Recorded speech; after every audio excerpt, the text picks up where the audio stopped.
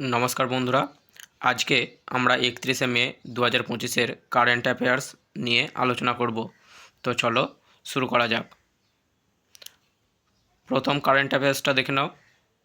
ভারতের প্রধানমন্ত্রী Narendra Modi Jayaprakash Narayan international airport যে নতুন টার্মিনাল উদ্বোধন করলেন সেটি কোন রাজ্যে অবস্থিত?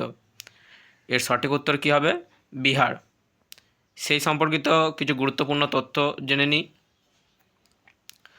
পাটনা এয়ারপোর্টে এই নতুন টার্মিনালটি 1200 কোটি টাকা ব্যয় করে তৈরি করা হয়েছে, আর এটি তৈরি করেছে এয়ারপোর্ট অথরিটি অফ ইন্ডিয়া।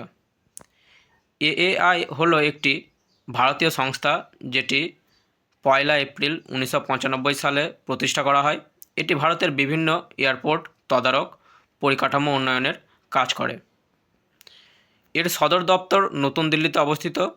ভারতের 125টি এয়ারপোর্ট এএআই এর অন্তর্গত। আপনাদের যদি এখান থেকে নোটস তৈরি করার প্রয়োজন পড়ে তাহলে আপনারা এই ওয়েবসাইটটিতে আসতে পারেন।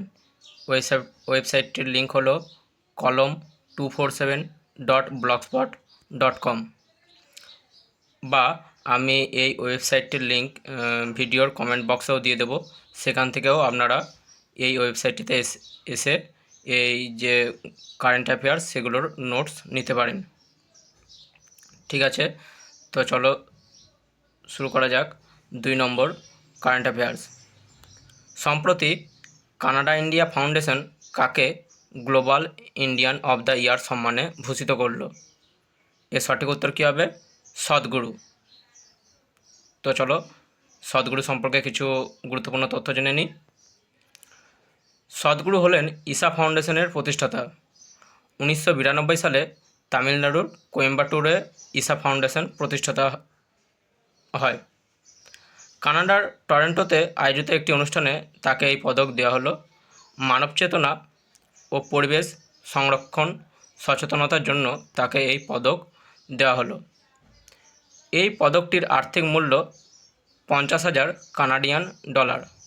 সদ্গুরু এই আর্থিক মূল্য কাবেরী কলিং প্রজেক্টের জন্য উৎসর্গ করলেন। কাবেরী কলিং হলো একটি উদ্যোগ যার মাধ্যমে কাবেরী নদীর পুনরুদ্ধার, বৃক্ষরোপণ ও কৃষকদের সহায়তা করা হয়। গ্লোবাল ইন্ডিয়ান অ্যাওয়ার্ড এই পদকটি 2024 সাল থেকে দেওয়া শুরু হয়েছে। তো চলে আসো 3 নম্বর কারেন্ট অ্যাফেয়ার্সে। হিন্দি পত্রকারিতা দিবস কবে পালন করা হয়? এর সঠিক উত্তর হবে 30শে মে।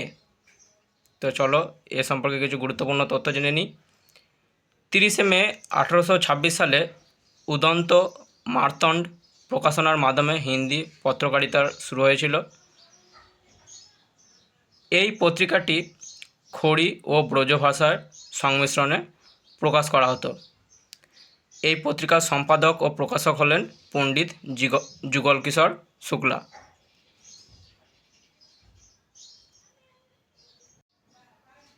কারেন্ট অ্যাফেয়ার্স নম্বর 4। রাষ্ট্রীয় বৌদ্ধিক সম্পদা মহোৎসব 2025 কোথায় আয়োজিত হলো? এর সঠিক উত্তর হবে উত্তরাখণ্ড রাজ্যে। চলো এ সম্পর্কে কিছু গুরুত্বপূর্ণ তথ্য জেনে নিই। দেরাদুনে অবস্থিত CSIR ইন্ডিয়ান ইনস্টিটিউট অফ পেট্রোলিয়ামে এই উৎসবটির আয়োজন করা হয়েছিল। এই উৎসবটি প্রথম 2023 সালে আয়োজিত হয়েছিল। ভারতের বৌদ্ধিক সম্পদের ইন্টেলেকচুয়াল প্রপার্টির গুরুত্ব সংরক্ষণ সম্পর্কে সচেতনতা বৃদ্ধি করতে এই উৎসবের আয়োজন করা হয়। প্রতি বছর 26শে April world intellectual property day পালন করা হয়। 2025 সালে এর থিম ছিল intellectual property and music, feel the beat of IP। US chamber of commerce এর অন্তর্গত গ্লোবাল ইনোভেশন পলিসি সেন্টার এর রিপোর্ট অনুযায়ী গ্লোবাল ইন্টেলেকচুয়াল প্রপার্টি ইন্ডেক্সে 55টি দেশের মধ্যে ভারতের স্থান হলো 42তম।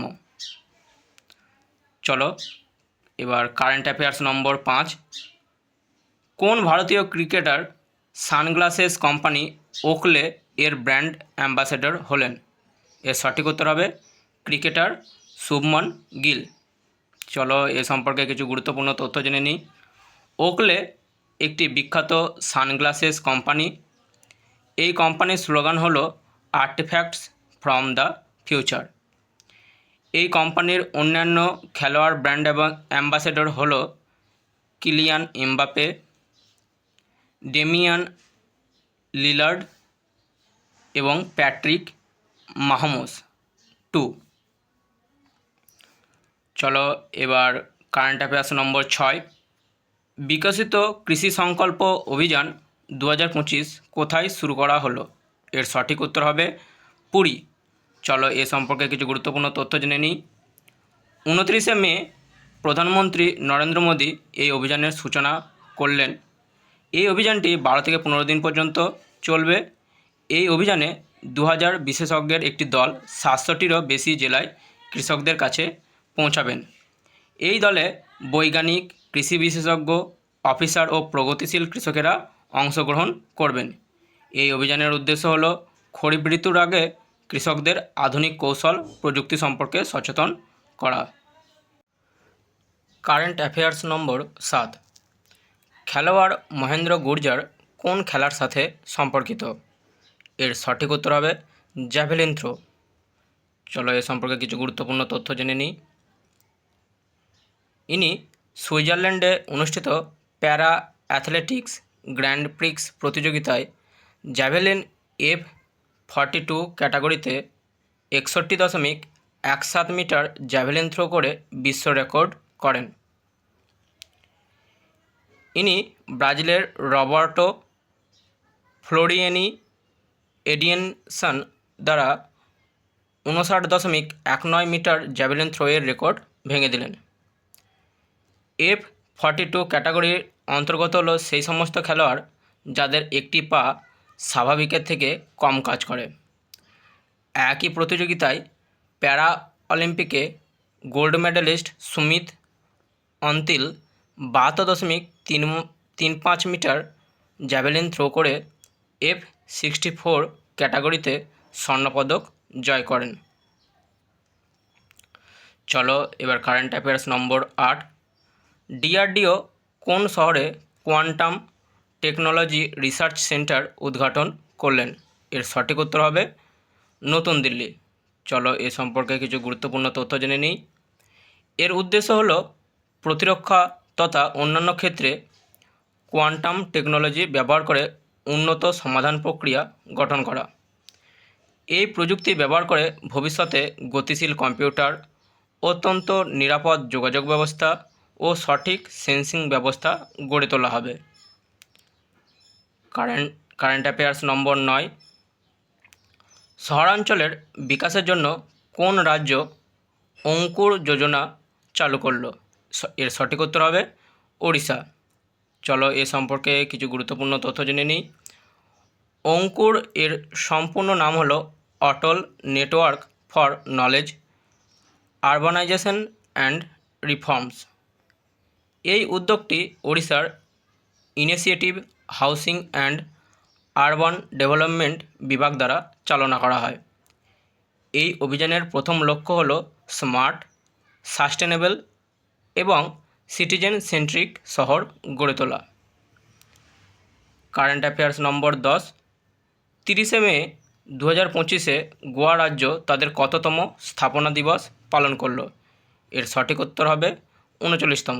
চলো এ সম্পর্কে কিছু গুরুত্বপূর্ণ তথ্য জেনে নিই। 1510 খ্রিস্টাব্দে গোয়াতে পর্তুগিজ শাসন শুরু হয়েছিল। 1961 সালের ডিসেম্বর মাসে ভারতীয় সেনাবাহিনী অপারেশন বিজয়ের মাধ্যমে গোয়াকে স্বাধীন করেছিল। 1961 সালের 19শে ডিসেম্বর গোয়াকে ভারতীয় যুক্তরাষ্ট্রে অন্তর্ভুক্ত করা হয়। এরপর গোয়া, দমন ও দিউ মিলে কেন্দ্রশাসিত অঞ্চল গঠন করা হয়। 1987 সালের 30শে মে গোয়া পূর্ণ রাজ্য হিসেবে স্বীকৃতি পায় ও এটি ভারতের 25তম রাজ্য হয়। গোয়ার সরকারি ভাষা হলো কোনকানি। প্রতি বছর 19শে ডিসেম্বর গোয়া মুক্তি দিবস পালন করা হয়। তাহলে আজকের যে গুরুত্বপূর্ণ 10টি কারেন্ট অ্যাফেয়ার্স নিয়ে আলোচনা করা হলো, তোমাদের যদি এই ভিডিওটি ভালো লেগে থাকে তাহলে অবশ্যই এই ভিডিওটিকে শেয়ার করবে এবং অবশ্যই যদি তোমাদেরকে নোটস করার প্রয়োজন পড়ে তাহলে তোমরা এই ওয়েবসাইটটিতে এসে এই যে কারেন্ট অ্যাফেয়ার্স সেগুলোর নোটস নিতে পারো। ধন্যবাদ।